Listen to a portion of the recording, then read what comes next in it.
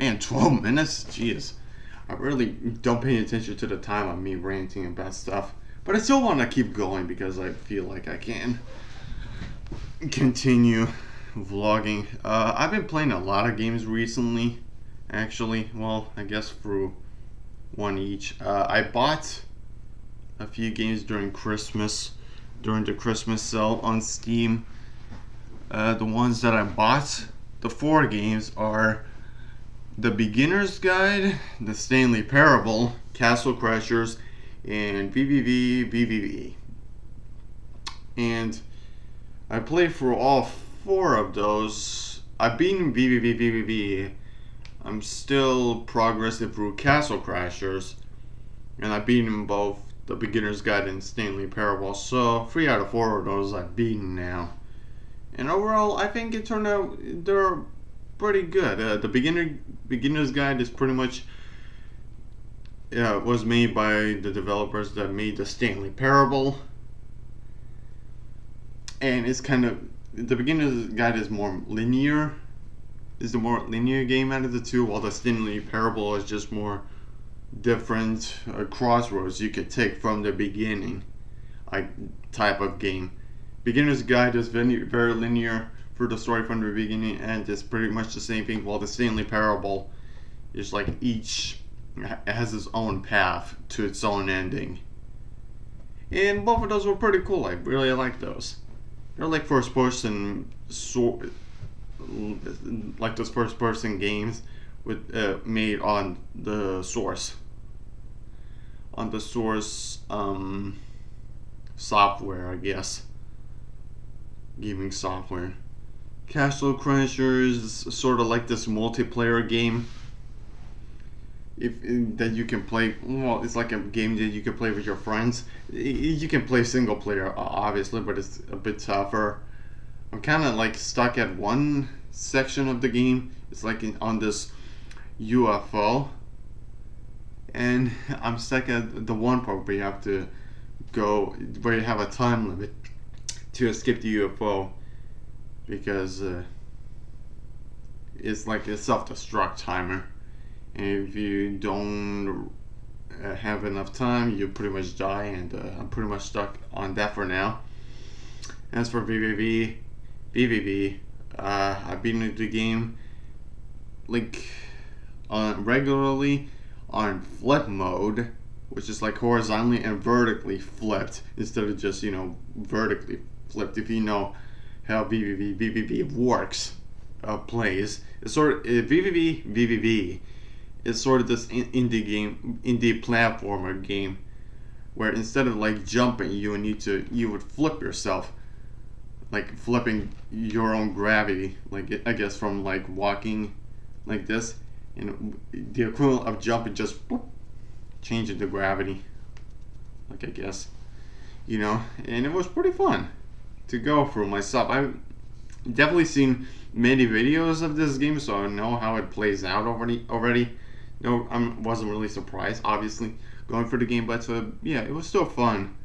Oh yeah, and also the one other time I've beaten the game is with all trinkets into a separate file, so it was pretty fun.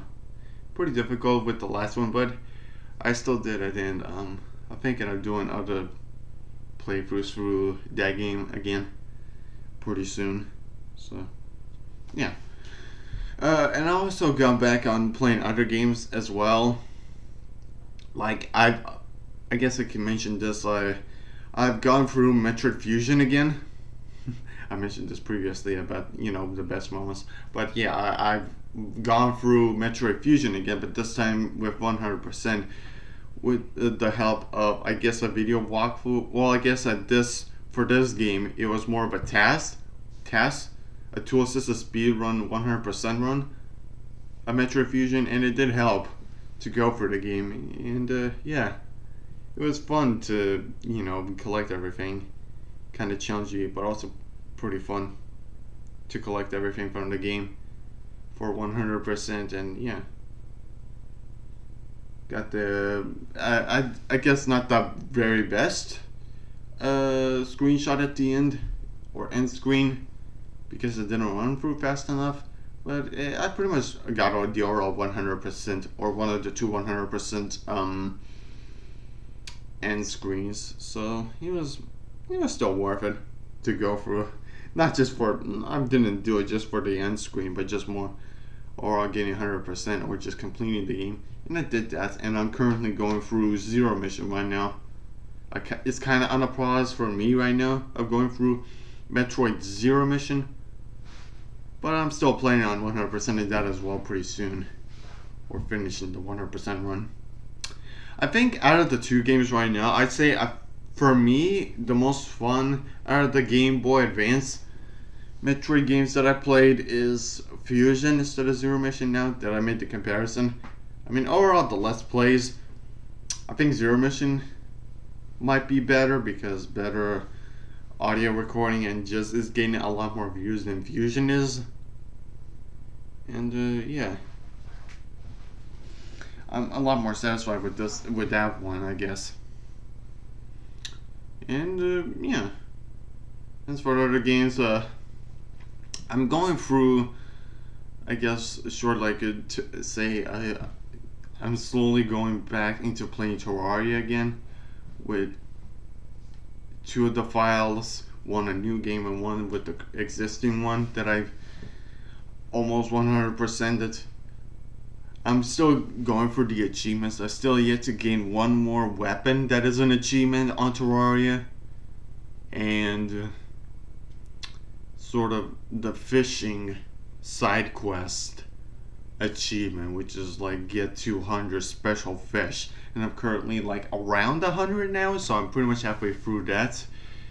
And it's still gonna take a while, like an extra maybe 40 hours minimum to get all those fish because of how slowly the game goes through, you know, accepting special fish, which is like one per in-game day, which is annoying. So it like goes through, it's like one day is like the equivalent of 24 minutes, which is exactly the same as like the Grand Theft Auto games. So yeah, I'm going through that. And speaking of Grand Theft Auto, I've also recently gone through or I guess somewhat going through Grand Theft Auto San Andreas or GTA San Andreas. I'm trying to 100% the game now. I pretty much gotten the collectible type of stuff for 100%. The tags in Los Santos, the photographs, which I didn't knew it existed. The 50 photographs you need to take in San Fierro, and the horseshoes in Las Venturas, like the 50 horseshoes, and also for the overall world, the oysters in the water. So I've pretty much gotten all of those, and I'm currently working on other stuff. I pretty much beaten all the missions including the optional ones. I'm mainly going for other stuff like the challenges, the stadium type of missions, and other 100% related stuff that I forgotten about what you need to do in order to gain 100%. So that's what I'm doing right now with that game. So far so good with that. I've also gotten back on playing Roller Coaster Tycoon 2 for some of the maps right there. I haven't gotten the objectives for those yet, but I'm working on it because, well, and also, plus for that game, it takes so long to go through. I still wish it would have a fast forward option on Roller Coaster Tycoon 2 because it really takes a really long time to get through that game. You know, to gain money and build the thrill rides and roller coasters and the food and information and restroom stands, drink stalls, stuff like that. So yeah. What else have I been playing? Oh yeah, Devil May Cry 4. I'm also going through that. I'm currently trying to beat Son of Sparta mode. I pretty much have one mission left to go through that. and I'm pretty much gonna be done with that. And I'll probably go through, but give another few goes on Bloody Palace as well on that game. So there's that. And also not as much as the games that I played I mentioned, but I've also been playing Concept as well. Oh, there's one more game that I'm working on, but I'll get to that in a little bit. I've also played not as much with Concept, trying to currently get a medal that you need to, of a medal where it gets an achievement. I mean, if you've been following the Let's Play, a medal that you need to, in order to get that medal, you need to beat 100 boards in story mode. So I'm pretty much going through that, and it's gonna take a while, obviously. And yeah, that's what I'm doing. And as for one more game, I've been playing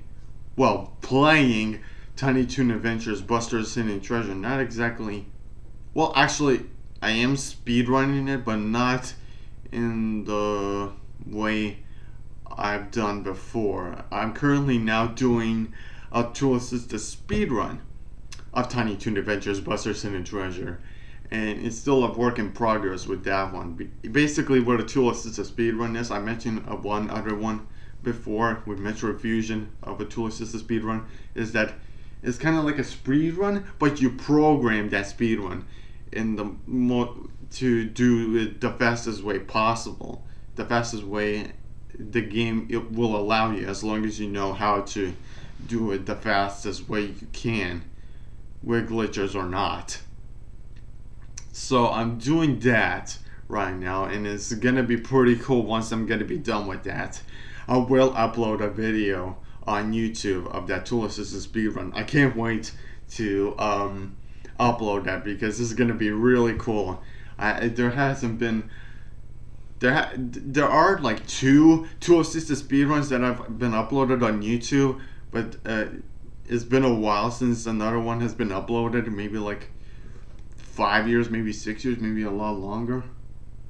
I don't exactly remember the exact date when it was uploaded, when the most recent test of that game was uploaded. Maybe it was before the 2010s even, so even longer, like 7 years minimum, maybe 8.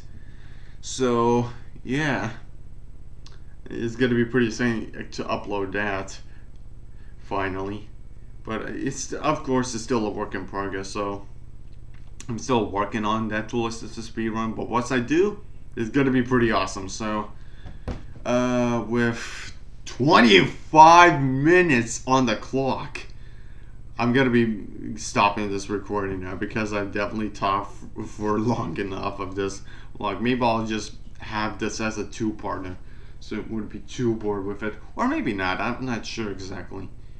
As long as Sony Vegas will allow me to render this without any sort of problems rising up with the program, I'll upload this as a single video. If not, I'll just upload it as a two-parter. So that's all for this video, guys. Thanks for watching, and I'll see you guys later in another vlog. Take care.